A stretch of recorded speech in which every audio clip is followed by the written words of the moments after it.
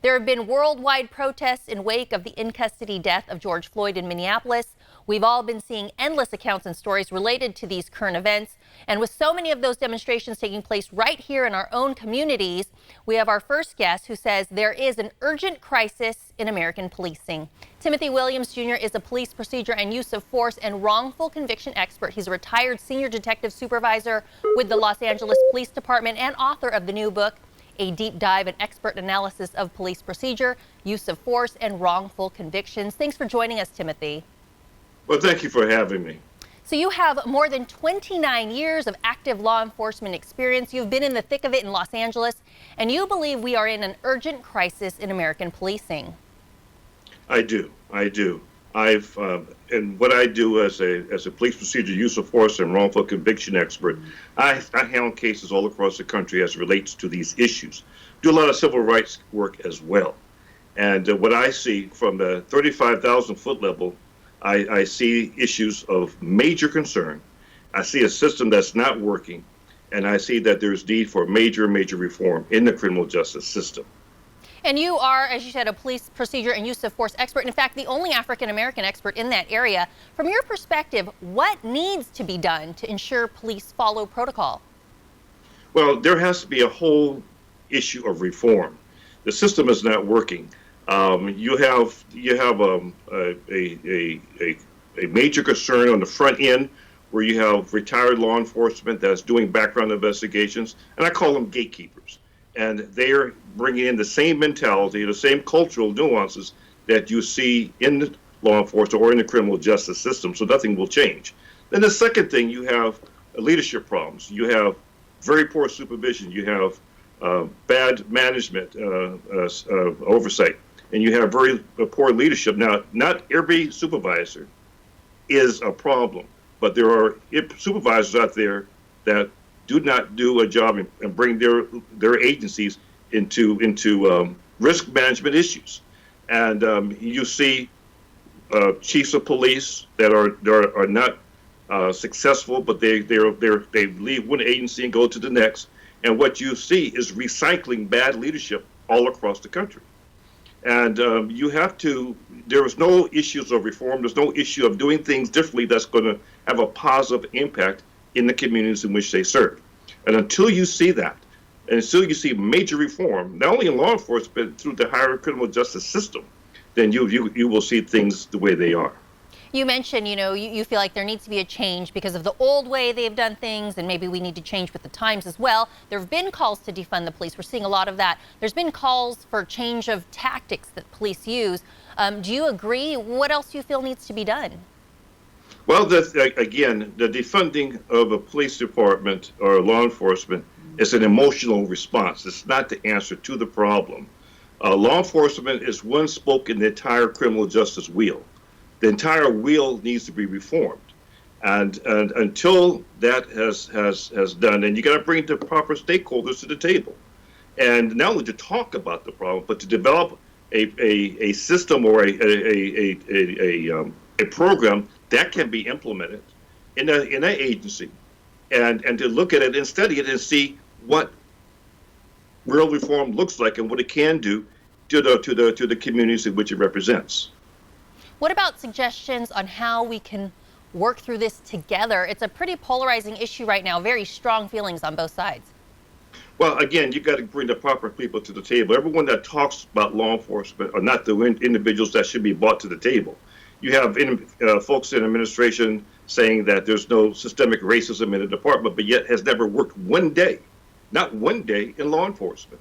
Now, how can you come up with this conclusion when the system is there is systemic racism in law enforcement, in the criminal justice system? My book talks about that in very great detail.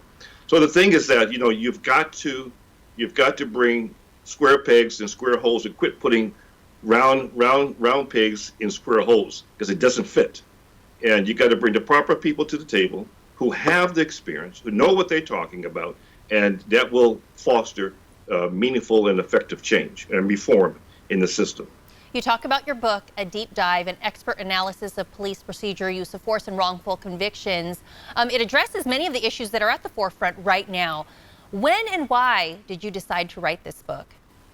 Well, there was, as I was in law enforcement, I'm at the ground level, so you don't see all this stuff when you work in your own particular case. When I'm dealing with this stuff, I'm in a courtroom on a regular basis. I'm testifying on a regular basis. I'm being deposed on a regular basis, and I'm taking a 35,000-foot level. So things have a whole different view when you're handling cases here, across the country, and everywhere else. So the thing is that this is something that in my opinion, the community needs to know about what was going on. The judicial system need to know what was going on. The attorneys need to know what's going on and how experts can collaboratively work together with attorneys and the court to make meaningful change in the system. My analysis of the system is that the criminal justice system is on life support. It just is not working. Now, and I've outlined in my book why it's not working. Now, I cite certain cases to show how it's not working. So the thing is that, we've got to quit talking about it, but be about it, as they say, and sit down with the proper people, not talking heads, but proper people, and have meaningful discussion and dialogue.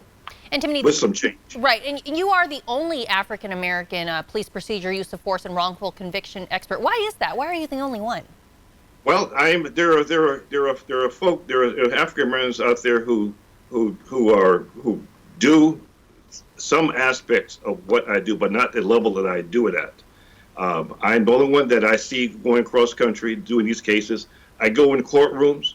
I go in there. I'm the only black outside of maybe one or two jurors that's in the courtroom, and so these are issues that are not. Everyone can sit. A lot of people sit on the sidelines and talk and complain, but there's very few that get in and try to make a difference. I try to stay in the system and try to make a difference and do my part. If individuals who had my background or training would do that, then perhaps you may see a different system out there. But sitting back and not doing anything is not an option for me. This is my core value, and that's what I do. And you are retired law enforcement now, but what hope do you have for those who come after you in a similar role?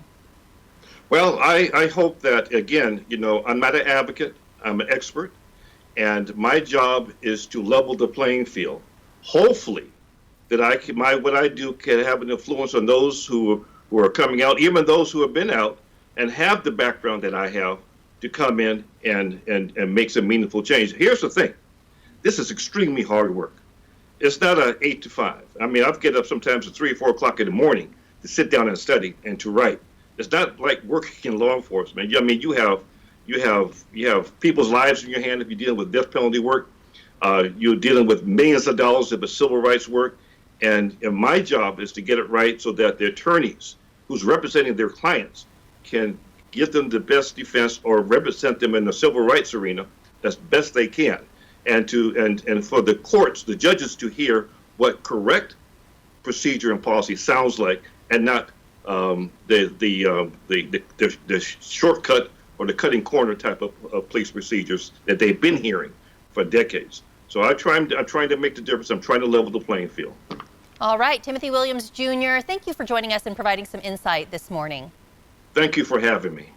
This interview involves commercial content. The products and services featured appear as paid advertising.